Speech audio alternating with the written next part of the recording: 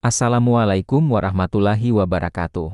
Ada sebuah kisah dalam Al-Quran yang begitu luar biasa, sampai-sampai satu surah dinamai dari kisah ini. Bukan sekadar cerita pengantar tidur, tapi sebuah simbol perlawanan iman melawan tirani, dan bukti betapa mudahnya bagi Allah untuk memutarbalikkan waktu. Inilah kisah Ashabul Kahfi, para pemuda penghuni gua.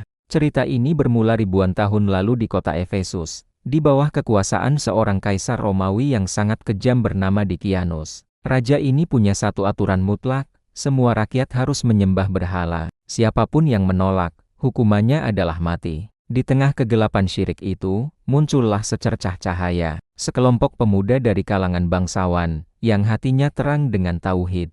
Mereka tahu bahwa menyembah patung adalah kesesatan. Mereka menolak untuk tunduk pada perintah raja, meskipun taruhannya nyawa. Ketika iman mereka akhirnya tercium oleh sang raja, ancaman pembunuhan pun datang. Tapi apakah mereka gentar? Tidak. Mereka memilih untuk meninggalkan segala kemewahan istana, kenyamanan hidup, dan lari demi menyelamatkan satu-satunya harta yang mereka miliki, iman kepada Allah. Mereka bukan pengecut, mereka adalah pejuang. Dalam pelarian mereka yang penuh ketidakpastian, mereka menemukan sebuah gua di Gunung Tihayus. Dan disinilah keajaiban terbesar dimulai. Allah menutup pendengaran mereka, dan menidurkan mereka dalam tidur yang sangat panjang. Berapa lama? 309 tahun. Bayangkan, tidur selama lebih dari 3 abad. Selama itu, Allah menjaga mereka dengan sempurna. Al-Quran menceritakan bagaimana posisi matahari diatur sedemikian rupa, saat terbit ia condong ke kanan, dan saat terbenam ia menjauhi mereka ke kiri. Sinar matahari tidak pernah membakar kulit mereka, tapi cahayanya cukup untuk menjaga gua tetap sehat.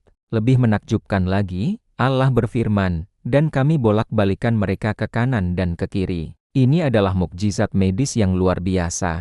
Jika seseorang terbaring diam terlalu lama, tubuhnya akan mengalami luka tekan atau dekubitus. Jaringan kulitnya akan rusak karena kekurangan aliran darah. Tapi Allah, dengan kuasanya, membolak-balikan tubuh mereka, persis seperti prosedur medis modern untuk pasien koma. Tubuh mereka tetap utuh selama ratusan tahun. Bahkan, Al-Quran menyebut, jika ada orang yang melihat mereka, pasti akan lari ketakutan. Allah menciptakan sebuah aura kewibawaan yang menakutkan, sebuah sistem perlindungan ilahi agar tidak ada satupun yang berani mengganggu tidur panjang mereka. Lalu, setelah 309 tahun berlalu, mereka pun terbangun. Apa yang mereka rasakan? Mereka mengira hanya tidur sehari atau setengah hari saja. Karena lapar, salah satu dari mereka, yang bernama Tamliha, diutus ke kota untuk membeli makanan. Ia menyamar dan membawa koin perak kuno dari zaman mereka. Betapa terkejutnya Tamliha saat tiba di kota. Semua sudah berubah. Simbol-simbol berhala yang dulu memenuhi kota telah lenyap.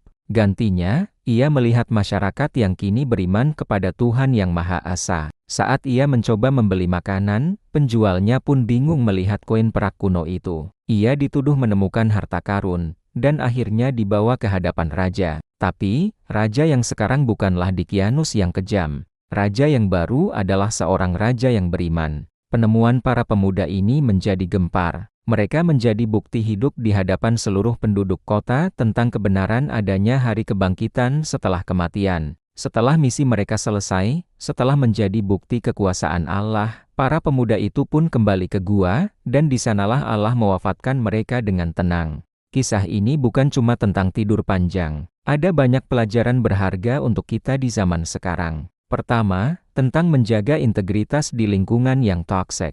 Para pemuda ini mengajarkan kita untuk berani berkata tidak pada arus mayoritas yang salah. Baik itu korupsi, bullying, atau gaya hidup yang merusak.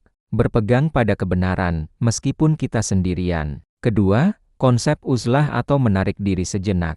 Terkadang, untuk menyelamatkan kesehatan mental dan iman kita perlu menjauh dari lingkungan yang buruk. Menjauh bukan berarti kalah, tapi sebuah strategi untuk menguatkan diri sebelum kembali berjuang. Ketiga, tawakal dan ikhtiar yang seimbang. Para pemuda ini tidak hanya pasrah berdoa, mereka bergerak, mereka lari, mereka mencari gua. Setelah usaha maksimal mereka lakukan, barulah Allah mengambil alih dengan keajaibannya. Ini adalah pelajaran bagi kita, teruslah berusaha sekuat tenaga, lalu serahkan hasilnya pada Allah. Dan yang tak kalah penting, kisah ini mengingatkan kita bahwa waktu itu relatif di tangan Tuhan. Masalah yang kita rasa begitu berat dan lama, bagi Allah sangatlah kecil dan singkat. Hanya dalam satu waktu tidur mereka, Allah bisa mengubah kondisi sebuah bangsa dari salim menjadi beriman. Dalam pelarian mereka, ada satu sosok yang seringkali terlupakan, namun diabadikan oleh Al-Quran. Seekor anjing yang setia bernama Khidmir. Ia bukan anjing peliharaan istana, melainkan anjing gembala yang mereka temui di jalan. Meskipun sempat diusir karena takut gonggongannya akan membocorkan persembunyian, Khidmir tetap setia mengikuti. Lalu apa yang terjadi padanya? Ia pun ikut tertidur selama 309 tahun. Al-Quran menjelaskan posisinya dengan sangat detail. Ia menjulurkan kedua lengannya di mulut gua, bukan di dalam bersama para pemuda, tapi di ambang pintu, dalam posisi siaga sebagai seorang penjaga. Kesetiaannya begitu luar biasa hingga Allah memuliakannya. Para ulama mengatakan, jika seekor anjing saja bisa menjadi mulia karena dekat dengan orang-orang saleh, bayangkan betapa besar kemuliaan bagi manusia yang mencintai dan mengikuti jejak para orang saleh. Khidmir mengajarkan kita tentang loyalitas tanpa syarat kepada kebenaran. Di tengah keputusasaan saat memasuki gua, para pemuda ini memanjatkan sebuah doa yang sangat indah, yang terekam dalam surah Al-Kahfi ayat ke-10.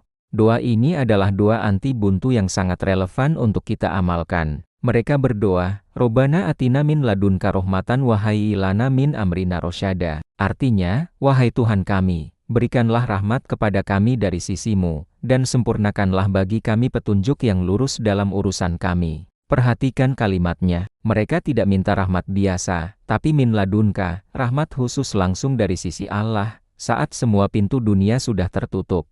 Mereka juga meminta rosyada, bukan sekadar petunjuk, tapi petunjuk yang pasti membawa pada keberhasilan dan keselamatan. Mereka pasrah total setelah berikhtiar maksimal. Mereka hanya meminta rahmat dan petunjuk, tapi apa yang Allah berikan, jauh lebih banyak. Allah jaga tubuh mereka, Allah ubah takdir sebuah bangsa, dan Allah abadikan kisah mereka hingga akhir zaman. Semoga kita bisa mengambil hikmah dari kisah yang agung ini. Saat kita merasa terjepit, bingung, atau berada di lingkungan yang sulit, ingatlah para pemuda Kahfi. Berpegang teguh pada iman, teruslah berusaha, lalu panjatkan doa mereka dengan penuh keyakinan. Karena bagi Allah, tidak ada yang tidak mungkin. Terima kasih sudah menyimak. Jangan lupa untuk like, subscribe, dan bagikan video ini agar lebih banyak orang yang bisa mengambil manfaat dari kisah Ashabul Kahfi. Sampai jumpa di video berikutnya. Wassalamualaikum warahmatullahi wabarakatuh.